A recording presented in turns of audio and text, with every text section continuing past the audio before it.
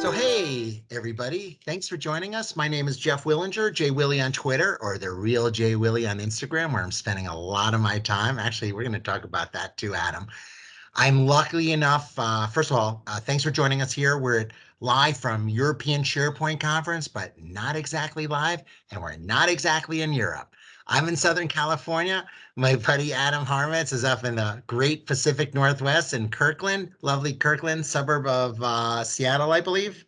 Yeah, absolutely. Home of Costco, that's where Kirkland Signature comes from. Not that our European folks will really get that one, but it's a big Yeah, box for it and use the brand here.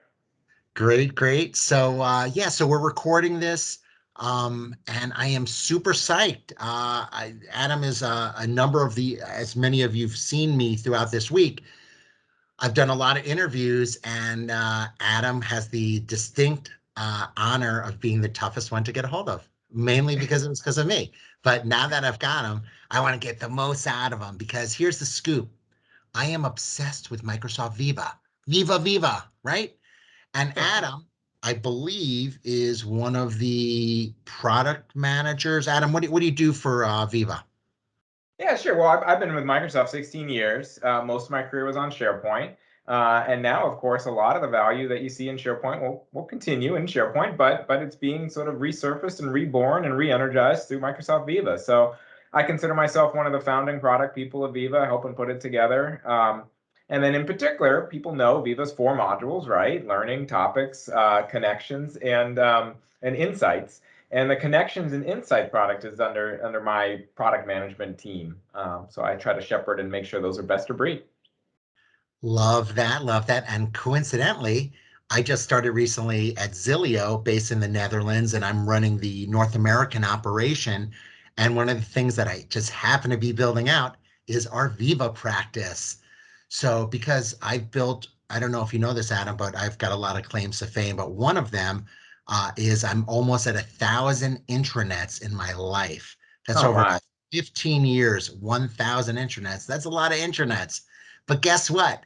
You just made my life a lot easier with connections. You know, we always think the new version of SharePoint, it's still, I think that it's been evolving. And I think Viva, you guys have hit it out of the park.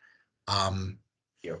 tell me about, tell our viewers what they need to know about connections and how could, at the end of the day, I mean, I don't want to throw out the term digital transformation, but I do believe connections is the first sort of entry point into transforming an organization. Yeah, no, absolutely. And it is, I mean, it's a gateway to your employee intranet. It is the front door to Microsoft Viva. And, if you've built 1,000 intranets, then your 1,001st will be a Viva Connections intranet. Like for existing SharePoint customers, it absolutely is pulling through all the years of value that you've invested in SharePoint, but putting it in, new ways, new places, putting it in a path of usage within Microsoft Teams. In fact, the easiest way you can get started with Microsoft Viva, period, is just to take your existing SharePoint home site, your existing like central portal of your internet, and use Viva Connections to put it in Microsoft Teams. It's easy. It just takes a couple minutes. And then from there, of course, you can use more and more of the parts of Viva over time, transform it and take more modules and put them into this gateway. And then this summer, which is really like the heart and soul of Viva Connection, is our new mobile experience. Love responsive web, still has a huge role to play, especially for sort of depth experiences to get to parts of your internet. But Viva Connections on mobile was really us rethinking as experts in internet and listening to customers and co-designing with them what a mobile internet would look like, a mobile gateway to the employee experience, something focused and born during the pandemic, frankly. It's one of the first enterprise products during the pandemic. We ourselves are working from home and have that sort of empathy for what is going to be needed on mobile for that. And then also just listening to our customers what they're going to need in a work from home hybrid workplace. And so it uses feeds, it uses dashboards, it uses links at resources, all the stuff you're familiar with on mobile phones that really when you want a depth experience beyond just sort of a shrunk down website, and puts it front and center. Love, love, love. I go through myself. There was a time where I would go an entire day and the same battery, and now throughout the day I have to keep my phone charged because I am on my mobile device all day. And mobile experiences for SharePoint in the past were It really depends. If you paid a pricey consultant like myself, it would look amazing. Out of the box, not as much. But from what I see with Viva, out of the box is going to be, remember when we used to say, yeah, we want to make it look like Facebook? And you guys at Microsoft would always be like, we don't want to make it look like Facebook, but we do want it to be an amazing experience. Because all I think about is user experience. And from what I've been seeing, the Viva experience is so elevated, from an employee standpoint, that employee experience, that employee journey is so elevated now. Yeah, yeah. I mean, SharePoint com sites look great on mobile, and they're great for certain things. But we're really trying to get daily habits and sort of really being the front door to your entire employee experience. That's where you really want to invest, right? And that's really where you want more than you've had before. And yeah, whatever competitor we're trying to be like or not, we're really sort of just grounded and co-designed with customers. I think you'll see when the mobile experience gets to market, like it was absolutely co-designed with our key preview customers, and really tailored to what they need from a work from home environment. Apps, and aggregating all the apps that you need and great task completion. Those are the scenarios that really popped. And so we're letting customers guide us through what they really need for the gateway to your internet and the gateway to your employee experiences. Of course, I absolutely love, love, love hearing that. Um, so I know obviously we're virtual here at in the European SharePoint conference. Any travel plans for you coming up? I know me personally, I'll be at the Microsoft Collab conference coming up in June, and then I plan on being at SharePoint Fest in Chicago, my former hometown, in July. Anything for you or your team? Well, for work-wise, I know we're going to start showing up to a couple conferences pretty soon, probably starting in the summer. We were just talking about how we can get back out there. Of course, there'll be a lot virtual as well. I don't have my first work trip booked. I am so looking forward to getting it on there. I know there's a couple great ones coming up. We also, we're a global team.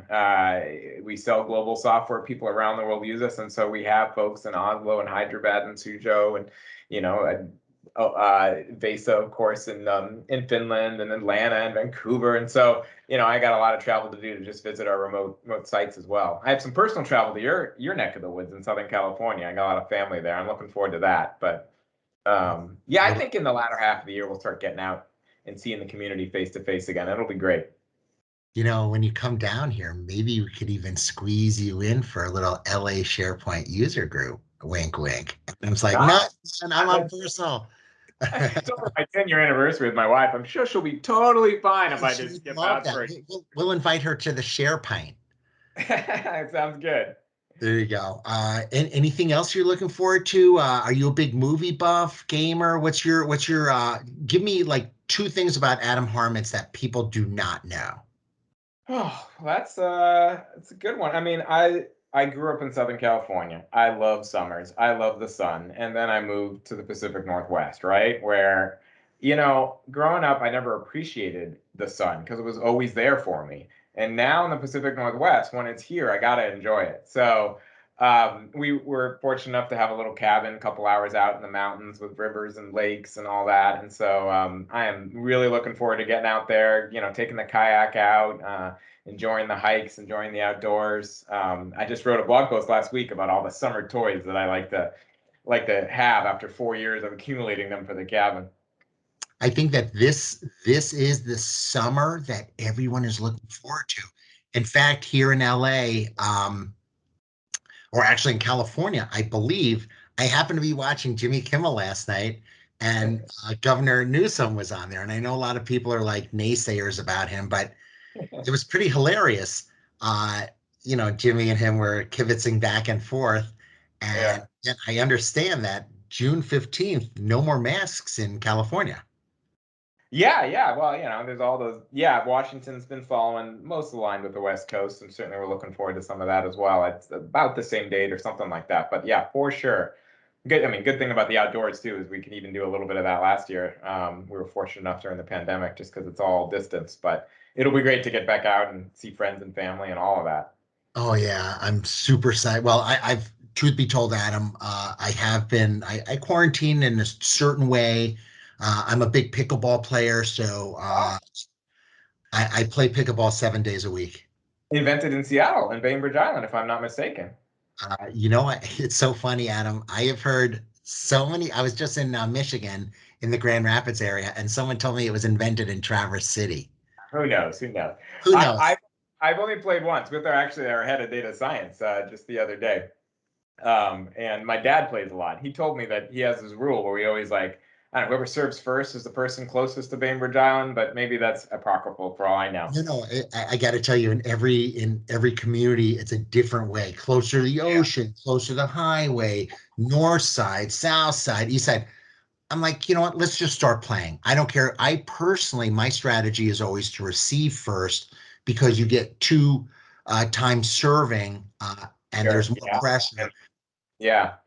Exactly. I've been Well, playing a I lot of gotta tell you, tournaments. I had a great time when I did it. We went there. We hoped the court was empty, but it was like during league play or I don't know, whatever, like community play. And we're like, oh, maybe we'll come back later. Like, no, coming in. And then like people, like it's such a great community. They put us on their team. They like embraced people that were doing it for the first time. I mean, let's be honest, it's not as good as the SharePoint community, but it was pretty close. No, but you are spot on. It is a fabulous community, very welcoming, very join us. They're not exclusive. For a beginner, I that was very generous of them. Yeah, totally.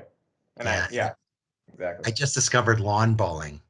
Are you familiar with lawn I've bowling? not tried that. I think I've heard of it, but I I couldn't didn't think I would be a figure lawn it out. bowler. Like ABCD, which one's lawn bowling? And I guess there's grass and bowling balls. Is that? Yeah, it's grass and a weird ball, it's more like bocce. Ah, okay, yeah, yeah, yeah. It's like a combination bocce, uh, cornhole or bags, and shuffleboard. Oh, wow, all Um, together? yeah, and it's very social, very fun. To me, any sport that you could that revolves around drinking is always a fun sport for me. Yeah, no, I'm looking for cool stuff to buy for that cabin. Like I said, I'm gonna have to check out maybe Exactly. the lawn bowling I think kit. that's why I embrace the SharePoint community for the share pints. Of course, as so say Okay, we all. look And at the this. SharePoint monkeys, right? Like you got to have your old SharePoint monkey. I've got oh yeah, and I've got pickle juice here. And it's not really pickle juice, it's some type of energy shot that you could do. To Uh make you the best pickleball player ever. I don't know. I need all the help I could get, Adam. Get. In fact, I'm going to be in Europe this fall on a pickleball cruise starting in Basel, going up to Amsterdam. So any of Wow, our European friends that are watching and you're interested, hit me up. Would love to see you. that'd be And cool. with that, Adam, it has been an absolute pleasure. I really, really appreciate you taking some time out and talking to me. I think the viewers are very interested in Viva, getting their arms around it. And Adam, is there a Viva sort of like Teams? I'm guessing there's some type of Viva community somewhere. Yeah, I mean, our tech community is, the Microsoft tech community, that's where you can really sort of engage with us and get, see our latest posts, see what's coming, and get links off to all the great um, literature. Viva is a product, right? It's its own product. And so we're investing a ton in its own sort of resource centers, literature, marketing material, best practices, learning pathways. In fact, I have a big meeting next week with our what we call a content authoring team, that not only helps with writing the product strings and all that, but also with all the sort of help material to get people get started. And yeah, I mean, we have a huge, bold, ambitious plan to help people get started with Viva through a bunch of that stuff. So tech community is probably the best place to check it out. So where does because the big buzz was Project Cortex and then SharePoint syntax, content services. We're going to end with this. I know I told you I wasn't going to ask you that too many questions, but where does Viva sit in that in Project Cortex or content services? Is it part of it, or did they change the name from Cortex to Viva? Yeah, yeah. So Project Cortex was a twofer. It was both what ended up becoming Viva Topics and what ended up becoming SharePoint Syntax. So when we started Cortex, it was an awesome tech incubation. It was an awesome thinking. Naomi Moneypenny, who I know you interviewed, was, that was her sort of thinking. And of course, syntax and topics still work together directly, like the end-to-end scenario, like they reinforce one another in such great ways. But we decided that with the pandemic, with work from home, with the hybrid workplace, it was just such a huge opportunity to up for everybody to up-level their employee experiences. The topics fit really well into that, and that's where we wanted to create that center of gravity. And then likewise, with all this cloud and digital transformation, they're really, Microsoft has a chance to help so many customers with content services. And so you'll see Syntax, which starts with content understanding, but grows over time to be the center of gravity on that. And so we really see them as two interrelated, but at the end of the day, as we explored what Cortex was, separate opportunities. And so that's where we ended up with brand. I know it was a little bit to follow because we took something, split into two, took new brands. But give us a chance to sort of build that out and build some momentum around it. We'll clarify all that for everybody. Thank you. On behalf of all the some of the MVPs that are not as roll up their sleeves guys, more high level, that was a great explanation. Cool. Yeah. And you didn't even ask me the difference between OneDrive and SharePoint, so we're all good. Oh yeah, that I know. That I know. I was buddies with Stephen Rose. He was Mr. OneDrive for a long time. Indeed. Oh yeah, he's awesome. Yeah. Anyway, Adam, with that, we will wrap up our interview. I really, really appreciate you taking some time with me today. I appreciate the SharePoint, the European SharePoint conference is so well run. Sarah, Ella, Kevin, Shane. Absolutely. So thank you to my friends over in Europe.